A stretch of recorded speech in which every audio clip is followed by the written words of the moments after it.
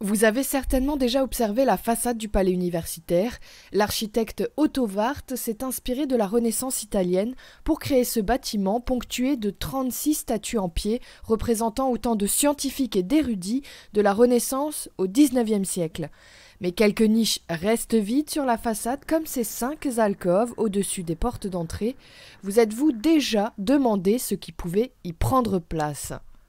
À l'origine, sur la façade principale du palais universitaire, donc au-dessus des grandes fenêtres, on remarque sur les documents d'archives qui sont encore en notre possession et sur des photos, même si elles sont en très mauvaise qualité, des bustes de savants.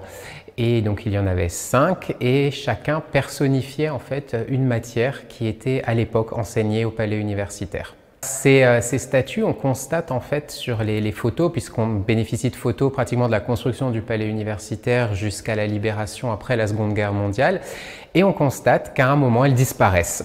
Alors évidemment on se pose un petit peu la question, et il semblerait, même si les archives ne sont pas très claires, mais il semblerait que ces bustes qui étaient à l'origine en plomb aient été offerts par l'université de Strasbourg comme effort de guerre afin de les fondre pour faire des canons. Donc probablement au moment de la Seconde Guerre mondiale. Les bustes d'Hippocrate, Solon, Aristote, Archimède et Saint-Paul trônaient donc fièrement sur la façade du palais universitaire. Aujourd'hui, ces bustes ont disparu, mais au musée Adolphe Michaelis de Strasbourg, on a pu retrouver des moulages des statues.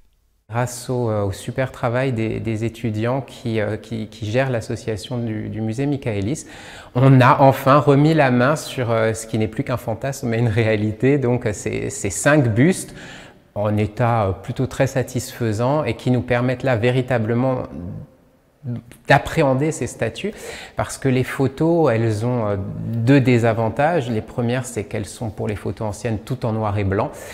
Le plomb étant noir, il ressort donc très noir sur les photos, et les qualités étant ce qu'elles sont sur des photos du 19e et du début du 20e siècle, on n'avait pratiquement aucune chance de pouvoir, même avec des techniques d'agrandissement, de pouvoir les refaire sculpter, parce qu'on n'avait rien d'assez précis.